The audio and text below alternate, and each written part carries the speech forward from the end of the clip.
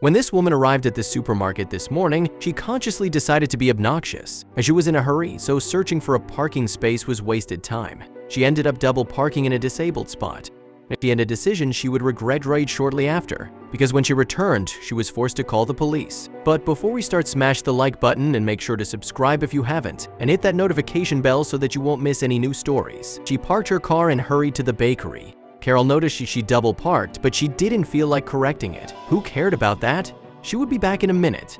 All that mattered to her was that she had to get the cake for her daughter's birthday in time. They got an order under the name Jenkins, she said when she set foot inside, not even paying attention to the other waiting customers. As Carol waited impatiently, she heard some commotion outside. It made her even more agitated, and she urged the staff to hurry up. Why is it taking so long? When the baker finally arrived with her order, Carol left the payment on the counter without thanking or saying goodbye.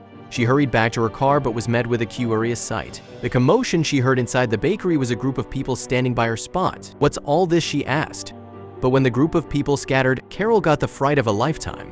Her car was gone. "What's going on? Where's my car?" she screamed frantically, demanding answers. The group muttered something about a tow truck taking it away.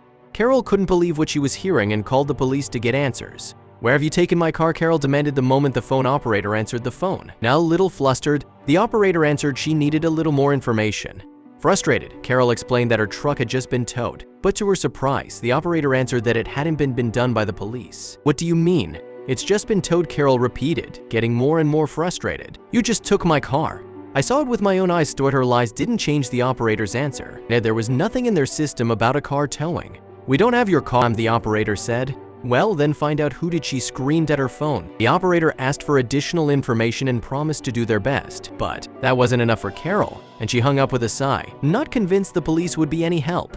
Right at that moment, someone from the crowd approached. "You got what you deserve," the man said. The comment ignited something inside Carol. "What do you mean?" she snapped at him. "You have something to do with this. Where is my car?" But the man claimed he was innocent and didn't like the accusation. And during their verbal fight, Carol suddenly realized the man was one of the shop owners. If he hadn't taken her car, he would surely show her the camera footage to prove it. "Show me your security footage," she demanded, but it was futile. The shop owner didn't want to help such a horrible customer. She let out a frustrated sigh, but then a voice behind her startled her. "I know where your car is." Carol turned around to see who the voice belonged to. It turned out to be a man she had never seen before, and again, her first instinct took over. "How do you know where my car is?" Did you take it? Where is it?" she rambled. But unlike the shopkeeper, this man remained calm. He ignored her accusations and looked at her with a compassionate expression. "I understand what you're going through, and I just want to help you," he said, trying to calm Carol down. The man explained that cars get stolen here regularly, and that he was a victim of this himself not too long ago. Carol's initial thoughts and skepticism started to fade, and she became interested in what the man had to offer. The man continued his explanation. "I noticed your car was double parked and in a handicap spot. It stood out, and that's probably why they took it," he said. Carol scoffed. What nonsense! The old woman started to get impatient with the unknown man. "Can you help me or not?" she asked. "I know how you can get your car back, but you must come with me," he responded. Carol thought about his offer. To try to make herself feel better and more confident in her decision to go with this man, Carol started to ask him questions. She wanted to feel more in control. But to her surprise, the man's attitude was completely different compared to the one he had in the parking lot. The man didn't reply to any of her questions and just blankly stared in front of him in silence. Was it a mistake to go with this man? "Where is he taking me? Where are we going?" The man still didn't respond, and eventually, they arrived at a secured industrial park. Carol watched in surprise as the man used a remote key to open the fence, and she got suspicious. Why did he have access to where her car was supposedly being held? He knew more than he let her believe, but the man ignored her question again. "You should go inside and look," he urged her. The man didn't raise his voice, but his tone was very direct and commanding. Carol felt there was no other option than to listen to his instructions. Carol stepped inside a big room, and when the door shut behind her, the room turned pitch black. She waited for the light to turn on, but it stayed dark, and her mind started to race. Carol took a deep breath and screamed with the last energy she found within herself. "Just give me my car. Let me go." Her voice carried through the big room, but then another sound followed. A loud clank filled the room, and not much later, the light slowly turned on. It seemed her last-ditch effort worked. "You can all forgive me," she finished. The group quickly forgave her as they realized Carol was telling the truth and the parking lot attendant's plan had worked. In the end, the man gave Carol back her car so she could return to her daughter's birthday. However, Carol got the greatest gift of all, the perspective to be a better person. But when the entire room was lit up, Carol's eyes grew wide in surprise. She wasn't alone. In the center of the room stood a large group of people, stared at them in confusion. What were these people doing here? Who were they? She had never seen them. "Where's my car?" she repeated, but nobody responded. She didn't understand any of it. All she wanted was her car back. What was the meaning of all this? But before she could turn around, the door behind her suddenly opened and the man stepped inside. "What is this? What do you want from me?" She snapped at the man, but he just looked at her, his face showing a pitiful expression. "Why did you take me here?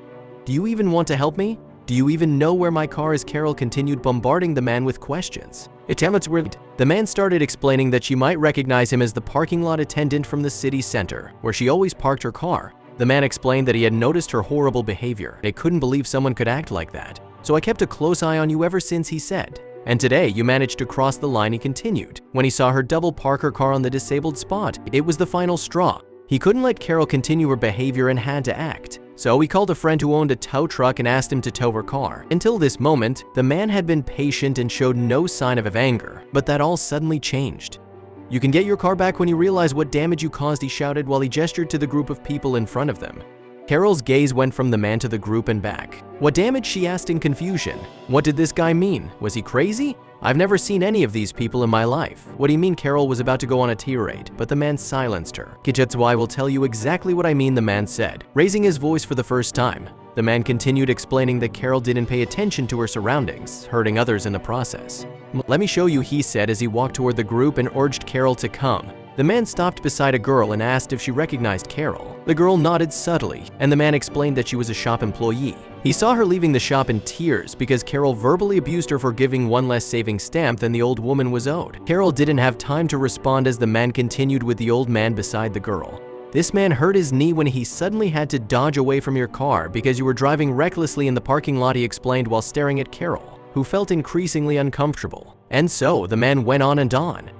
Every person in the group had some sort of story in which Carol played a negative role, from being an insufferable customer to being rude to that person or person's family. Carol had impacted every person's life negatively in some way or another. Each story made Carol even more speechless, and she listened to the next one with more patience and disbelief. As she listened to the stories and looked at the people in their eyes, she remembered the incidents. And at that moment, something happened inside of her. Something she had never experienced before. The memories played inside her head, but they weren't from her perspective, they were from other people's perspective. Why? She felt a jab of pain in her knee. She felt sad and fought her tears. Carol was feeling what the people felt when they looked at her. She felt shame and guilt. The memories rushed through her mind and she shook her head. Carol couldn't believe she had never realized it before. She was an awful person. She assumed the worst in people and didn't care for anyone outside herself or her family. For the first time, she didn't know what to say. But then, the man suddenly grabbed her hand and squeezed it gently. His face showed the gentle and calm expression Carol remembered from the parking lot. "Now you see how you impact the people around you," he said with a smile. Carol sniffed and nodded, not realizing this was the man's plan. Carol took some time to straighten her thoughts, after which she took a deep breath and mustered all her courage. What followed was a heartfelt apology. She explained that this situation had opened her eyes and promised to improve her behavior.